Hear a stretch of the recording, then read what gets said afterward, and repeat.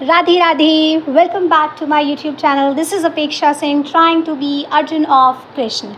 Today I am going to start with a Vision IAS daily current affairs series and I am going to complete the August month series. ठीक है, मैं आज से शुरू करने वाली हूँ अगस्त की जितनी भी करंट अफेयर्स सीरीज़ है विजन आईएएस की डेली बेसिस वाली, वो मैं पूरी कवर करवा रही हूँ। और ये मैंने ऑफ कोर्स सारे मंथ्स की और धीरे धीरे मैं जो स्पेसिफिकली मैं मई से कवर करवाऊँगी, मई जून जुलाई अगस्त से, ठीक है, डेली में। और मैं ये छोटी छोटी सीरीज होगी, लंबी नहीं होगी, क्योंकि we have to cover it. और इसकी एक सेपरेट मैं प्लेलिस्ट बना दूँगी, आप लोग please go through that and check it. ठीक है, आप उसको सुनते रहिएगा, अपने एयरफोन्स में लगा लीजिए, बस सुनते रहिएगा।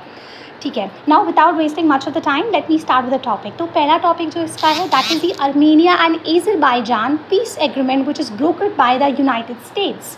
क्या है, अब ध्यान से इसको जब सुनेंगे, पहली चीज़ अब मैं एक टर्म को ना बहुत ही स्पेसिफाई करूँगी। देखो, आर्मेनिया और अज़रबैजान, सबसे पहली चीज़ है ये दो कंट्रीज़ हैं, करेक्ट। तो पीस एग्रीमेंट अगर आप देख रहे हैं छोटे से फिगर में, मैं आगे आपको एक पूरा पिक्चर इसमें स्पेसिफिकली दिखाऊंगी और डिटेल में मैं पिक्चर्स के थ्रू मैप में एक्सप्लेन करूंगी। ठीक है, first of all let me explain कि ये क्या इंसिडेंट है।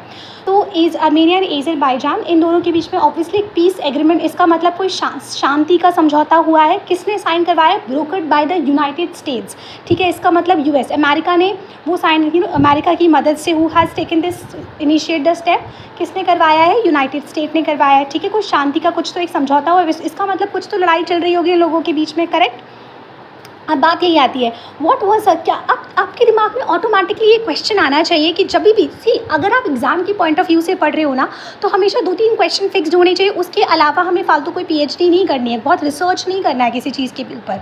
ठीक है, तो आपके दिमाग में सिर्फ ये क्वेश्चन होना चाहिए, पहली चीज़ कि अच्छा पीस एग्रीमेंट साइन हुआ है, what was a conflict then, क्या किस बात पर झगड़ा हुआ था और उस झगड़े की शुरुआत कैसे हुई थी, और हुई थी तो ये पीस एग्रीमेंट किसने करवाया है, ये एग्रीमेंट है कि किस, और अगर हुआ है समझौता तो क्या क्या पॉइंट रखे गए हैं, क्या क्या प्रोविजंस हैं, किन मुद्दों पे इनका समझौता हुआ है, ये जानना है। और इंडिया का इसमें क्या यू स्टैंड है, दैट्स इट। इससे ज़्यादा आपको कुछ नहीं जानना है किसी भी चीज़ में। Understand this thing. तो अभी जो मैंने स्पेसिफिकली 2-3 चीज़ें बोली वही आपको सुननी है ना। तो अब आपको पहले मैंने क्या बोला, what is the background of the conflict. तो अगर आप देखेंगे कि बैकग्राउंड क्या है इस कन्फ्लिक्ट का, तो इसने क्लियरली बोला इसका बैकग्राउंड है यहाँ पे जो अज़रबैजान है। अज़रबैजान में अभी आज शो इन द मैप में मैं आपको दिखाऊंगी, वहाँ पर एक छोटी सी एक पहाड़ी इलाका है, it is a mountainous reason है जिसका नाम अज़रबैजान में नागोमो काराबाख रीजन, जो रेड से अगर आप देख रहे होंगे, रेड से मैंने एक सर्कल मार्क किया होगा, that is a Nagorno Karabakh region. ये एक पहाड़ी इलाका है जो कि अज़रबैजान में है, लेकिन उसकी जो पॉपुलेशन है it is populated by the ethnic, उसमें आर्मीनिया की पॉपुलेशन है। ठीक है, तो जैसे कि बिल्कुल ये जो इंसिडेंट है ना, लगभग हमारी जैसे पीओके, पाकिस्तान ऑक्युपाई कश्मीर, जो हमारा इंडिया और पाकिस्तान का जो पूरा कश्मीर का मुद्दा चलता है, लगभग वैसा ही है। ठीक है, सो you'll see, आप देखेंगे अभी आप आगे जब इसके बारे में सुनेंगे, तो ये जो so what happen is basically there is a mountainous region in the Azerbaijan, ठीक है, which is populated by the Armenian ethnic Armenian, उसका कल्चर, उसकी एथनिसिटी बिल्कुल आर्मेनिया जैसी है। तो इसका बैकग्राउंड एक्चुअली शुरू हुआ था 1980 से, 1980 में, 1980 में। याद रखना, सबसे पहले जो था ये दोनों कंट्रीज जो है it was under the control of a Soviet union, याद है ना, यूएसएसआर के कंट्रोल में थी। अगर आप इसके आसपास की कंट्री देखेंगे, टर्की है, जॉर्जिया है, रशिया है, ईरान, अगर आप ध्यान से देख रहे हैं, बहुत ही ध्यान से इसको समझिएगा। अभी आज और पास्ट से लेके आज तक की चीज़ों को कनेक्ट करने की कोशिश करिएगा, that I will tell you this. अगर आप देखें यहाँ पे, आप देखो, आप मैप में अगर इसको देखें यहाँ पे, तो ये देखिए जो मैंने रेड से मार्क किया है, ठीक है, ये जो मैंने रेड से मार्क किया हुआ है, ये नागोरो काराबाख रीजन है। ठीक है, और जो मैंने ग्रीन से मार्क किया हुआ है, दिस इज़ अ नाकोचिन ना, या फिर हमें नक्चिवान भी बोलते हैं। अब ये प्रोनाउंसिएशन आप एक बार देख लीजिएगा इसका, वैसे मुझे पता है तो नक्चिवान ही है इसका, और उसका है नागोमो काराबाख रीजन। तो ये काराबाख का ये पहाड़ी इलाका है जो कि अज़रबैजान में मिलता है। ठीक है, और ये जो है यहाँ पे, ठीक है, उसका जो कल्चर है, उसकी जो एथनिसिटी है, वहाँ के लोग जो कल्चर फॉलो करते हैं वो आर्मेनिया का कल्चर फॉलो करते हैं।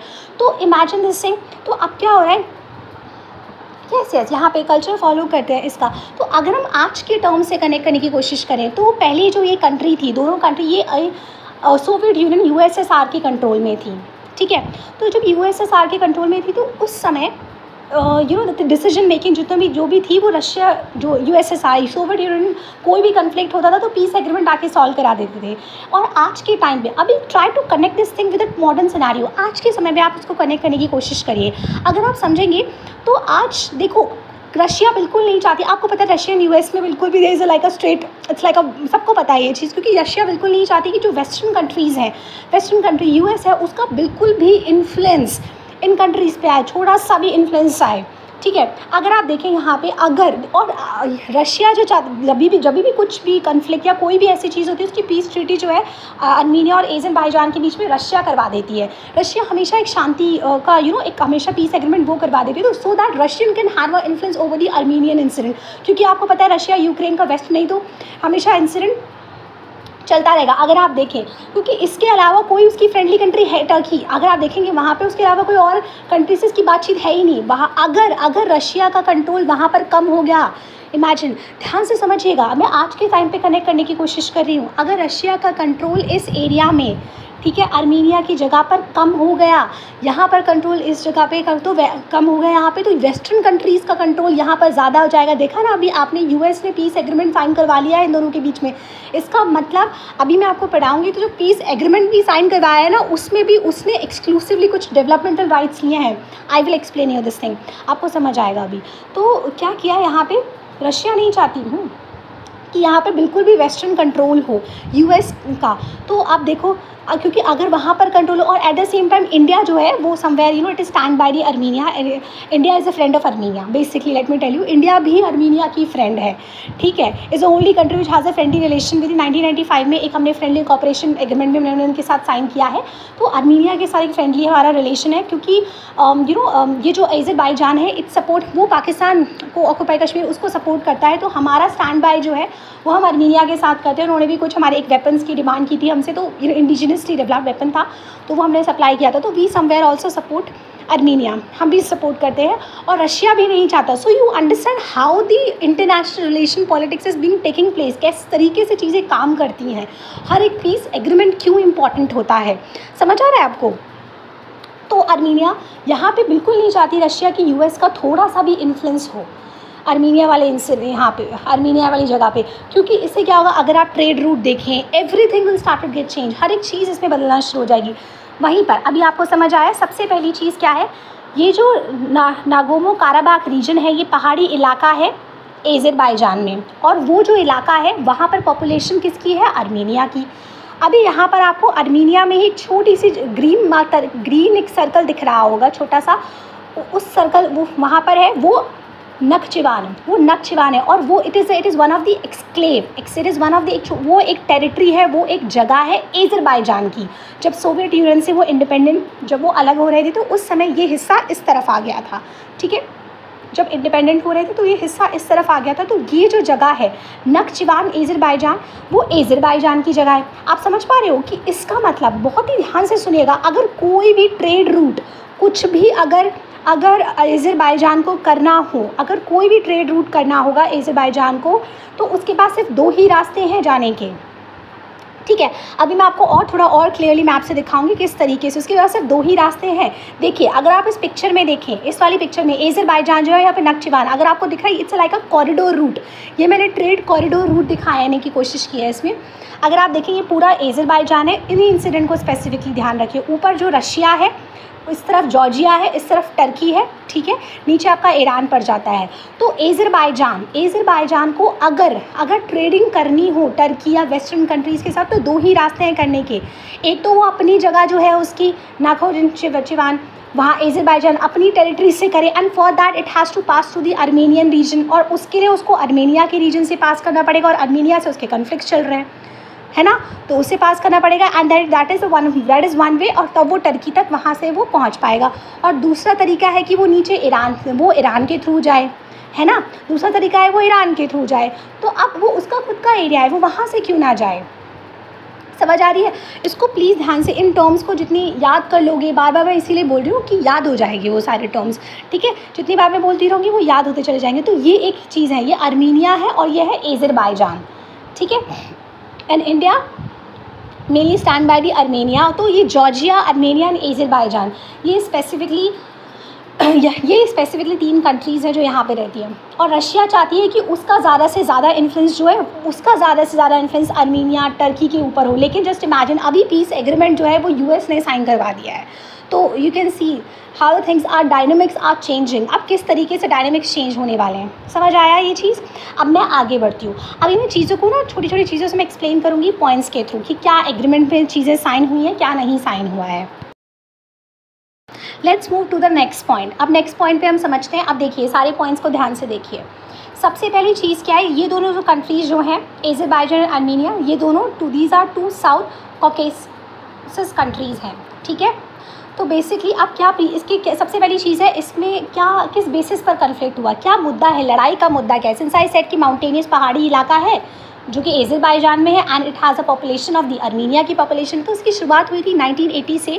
सो नागोर्नो एंड काराबाख जो था, जब इट इज़ जब इंडिपेंडेंस जब हो रही थी, सोवियत यूनियन के कंट्रोल में था उस समय it just broke away from the Azerbaijan. So Azerbaijan से वो अलग हो गया था और आर्मेनिया में चला गया था। आर्मेनियम के लोगों ने मदद की, उनके सपोर्ट से वो उससे अलग हो गया था। ये वाला जो हिस्सा है, ठीक है, ये mountainous region Nagorno and Karabakh region, ये अलग हो गया था इससे। अब उसके बाद 11 साल बाद 1991 में, क्योंकि अब ये दोनों कंट्री जो थी वो सोवियत यूनियन से इंडिपेंडेंट हो गई और इंडिपेंडेंट आज़ाद हो गई, लेकिन ये कन्फ्लिक्ट जो है वो लगातार चलता रहा। फिर 2023 रिसेंटली की बात है, 2023 में ये सबसे बड़ा इंसिडेंट कंसिडर किया जाता है। 2023 में अज़रबैजान ने वापस से, imagine this thing, he regain the full control over this Nagorno Karabakh reason.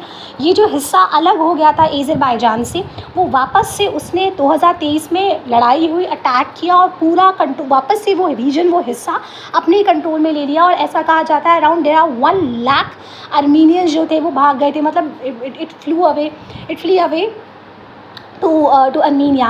इतना बहुत ज़्यादा बड़ा अटैक था, नुकसान हुआ था। अगेन द पीस ट्रीटी जो है इस तरह से चीज़ें करके साइन करवा दी। तो इमेजिन ये कितना, it's like a decade, this deal aims to bring an end to decade of conflict between both these countries. दोनों के बीच में जो दशकों से ये जो चला आ रहा है, इतनी बड़ा लड़ाई का मुद्दा, वो सॉल्व यूएस ने किया है। लेकिन इससे अब क्या हो गया, यूएस ने अपना इन्फ्लुएंस, अपना प्रभाव, अपना कंट्रोल आर्मेनियन उस रीजन पे दिखा दिया जिसके रशिया डर रही थी। एक तरीका ये, एक चीज़ ये भी है। हम देखेंगे कि इंडिया का स्टैंड इसमें किसने है, वील टॉक अबाउट दैट। अब ठीक है, समझ आए। तो ये तो लड़ाई का मुद्दा है। अब ये जो प्री प्रोविजन साइन किया, किस मुद्दे, किस एग्रीमेंट जो ये साइन किया है शांति का, उसमें क्या क्या पॉइंट रखे हैं, what are the provision for this things, उस प्रोविजन के बारे में अगर देखिए। सबसे पहली बात की सेसेशन ऑफ दी हॉस्टैलिटीज़, इस दुश्मनी को ख़त्म किया जाए, ख़त्म करो। उसने बोला जो भी आर्म कन्फ्लिक्ट, आपकी लड़ाई जो भी चल रही है उसको ख़त्म करो, डिप्लोमेटिक रिलेशंस पे आओ। हर जगह पर यही चलता है, and the arm conflicts and start the diplomatic relation, बातचीत से मुद्दे को सुलझाइए, ऐसा यूएस ने कहा। दूसरा क्योंकि ट्रम्प जो है उसने कहा, ट्रम्प ही सेड, एक टर्म लेके आया, ही सेड ट्रिप, मतलब imagine what an irony, he is talking about the international peace and prosperity के बाद में बात कर रहा है। उसने कहा कि सी, मेरा एक तरीका है, ही गिव दिस नेम, एक ट्रिप की पूरी फुल फॉर्म है, he said Trump route for international peace and prosperity, this is what he said, उसने ये कहा है।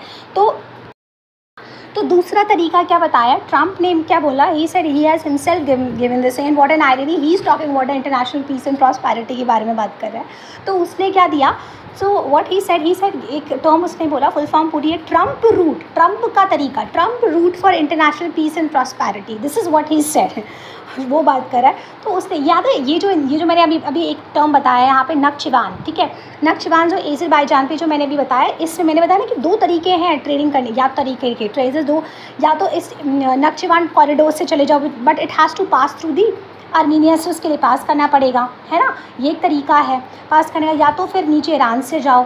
तो ये ट्रम्प ने क्या किया, Trump has pass this thing, Trump ने ये न्यू ट्रांजिट रूट ये कर दिया, which has link this Azerbaijan को लिंक कर दिया उसी के एनक्लेव नक्चवान से, ठीक है, यस, उस वाले इंस्टेंस से नक्चवान से लिंक कर दिया थ्रू दी आर्मेनियन टेरिटरी, और जहाँ से पास होके जा रहे थे, समझ आया, इस कॉरिडोर को लिंक कर दिया इसमें। लेकिन यहाँ पे क्या कहा उसने कहा कि मेरे पास, यूएस के पास इसके एक एक्सक्लूसिव डेवलपमेंटल राइट्स होंगे, ये कॉरिडोर को कनेक्ट उसके थ्रू करवा दिया, इस तरीके से पीस एग्रीमेंट साइन। उसने कहा लेकिन मेरे पास डेवलपमेंटल राइट्स, समझ लो किस तरीके से उसने इन्फ्लुएंस किया यूएस ने, how they have established their control, कि मेरे पास लेकिन उसके डेवलपमेंटल राइट्स होंगे।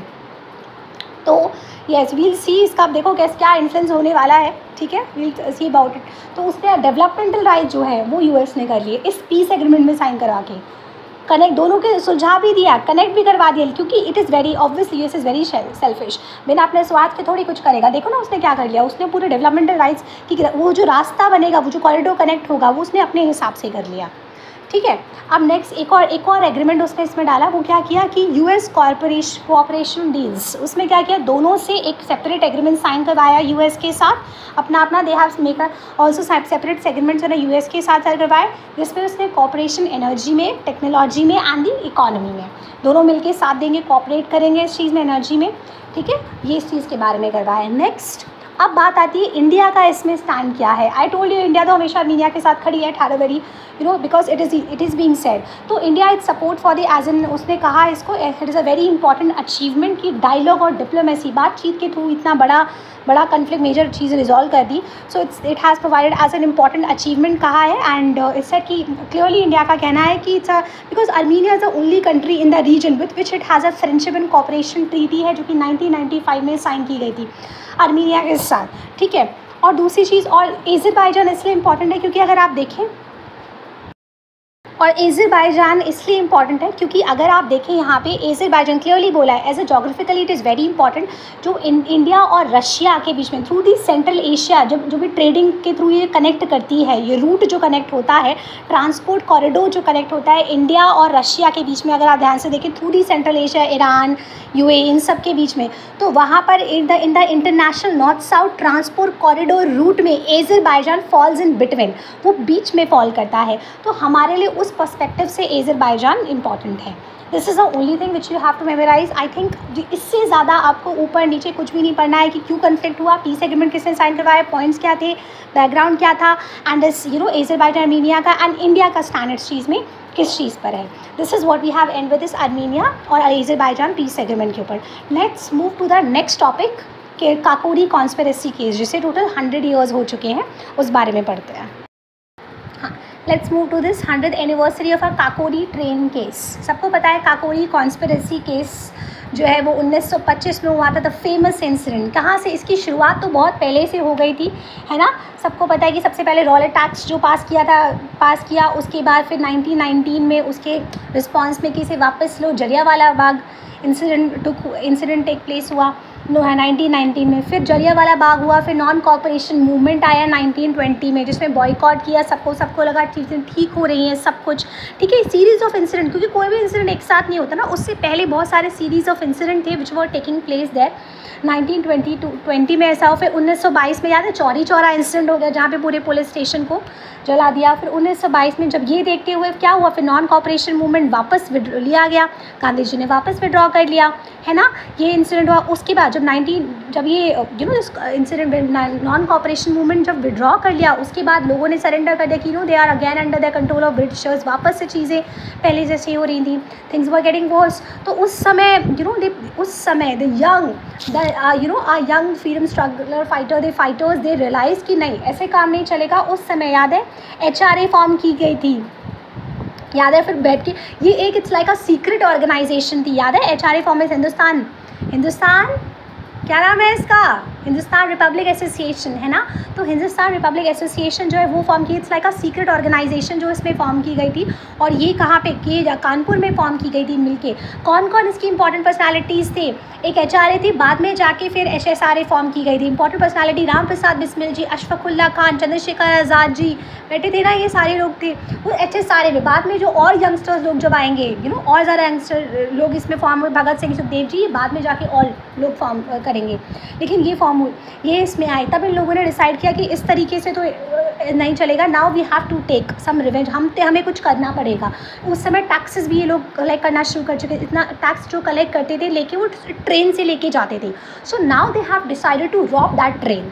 उन्होंने डिसाइड किया कि हम इस ट्रेन को अब रॉबरी करेंगे, लूटेंगे अच्छे से, ठीक है। तो ये that is what I am saying कि हमारे लिए क्या इंपॉर्टेंट है कि what were the series of incident which were taking place. पहले क्या इंसिडेंट हुआ है, कब ये इंसिडेंट हुआ है, ठीक है, इस इंसिडेंट में क्या हुआ है, ब्रिटिशर्स का इस पर क्या रिएक्शन था, who were involve in this thing, distinct personalities क्या थी, after what happen, what are the things which were involve in it, और फिर कैसे उसके बाद आगे क्या हुआ, हमें बस इतना समझना है। बाकी जो depending on the question we will see this thing, but अभी हमारे लिए मेजर जो की पॉइंट है वो यही इंपॉर्टेंट है। रिसेंटली 100 साल हो चुके हैं इस इंसिडेंट को।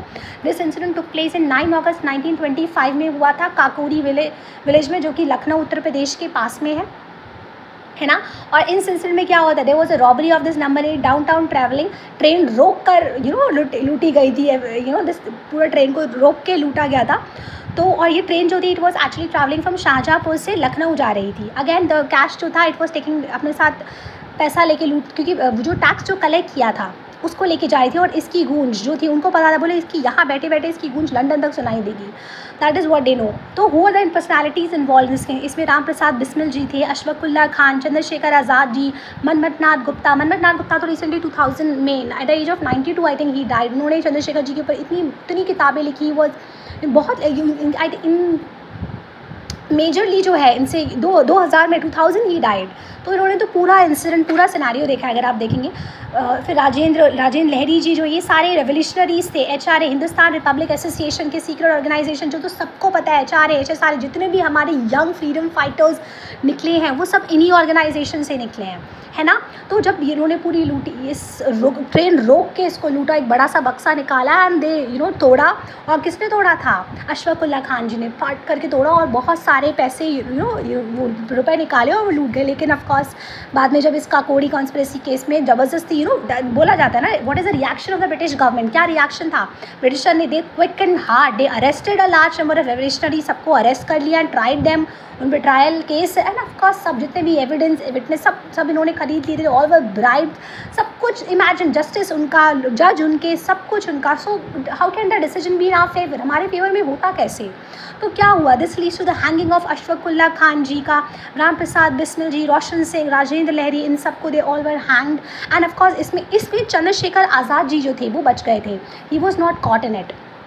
Yes, he was not caught in this thing and later on he took the command of, उन्होंने फिर इसकी HRA की बागडोर पूरी जो है वो संभाली, जो कि HRA बाद में HSRA बाद में जाके फॉर्म हुई, ठीक है, आर्मी बनी, हिंदुस्तान सोशलिस्ट रिपब्लिक आर्मी जो है वो बनी, वो बाद में जाके फॉर्म हुई।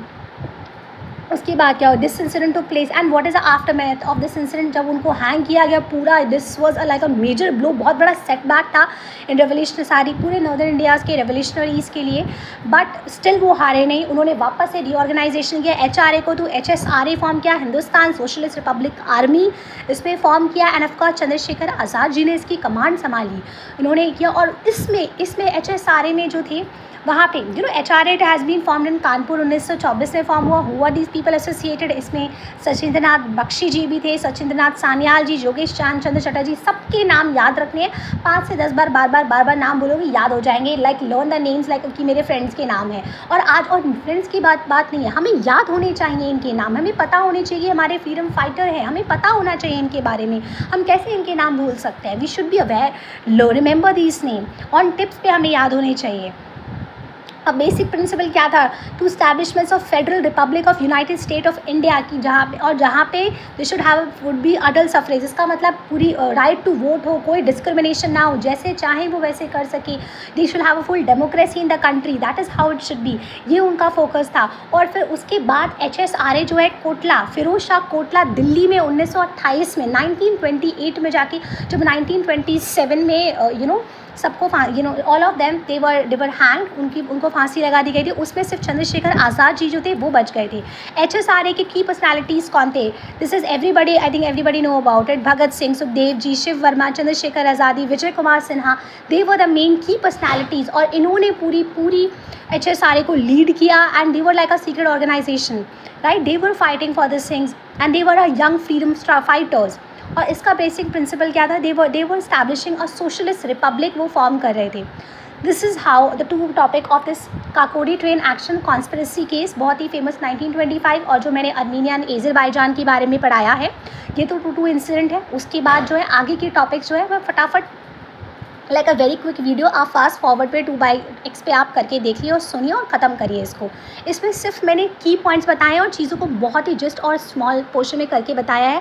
I hope you really like it please like कीजिए, सब्सक्राइब कीजिए एंड कमेंट, और आप मुझे मेंशन करिए मैं और किस किस टॉपिक के बारे में डिस्कस कर सकती हूँ, और मैं किस बारे how can I discuss, give me a feedback. आप मुझे इंस्टाग्राम पे DM कर सकते हैं, कमेंट कीजिए कैसा लगा मैं मैं पढ़ाती हूँ, आपको कैसा लगता है, और mention me in comment section, give me your feedback, अच्छे अच्छे कमेंट्स कीजिए, कीप शेयरिंग, लाइक कीजिए, सब्सक्राइब कीजिए, press the bell icon. Thank you so much and Radhe Radhe.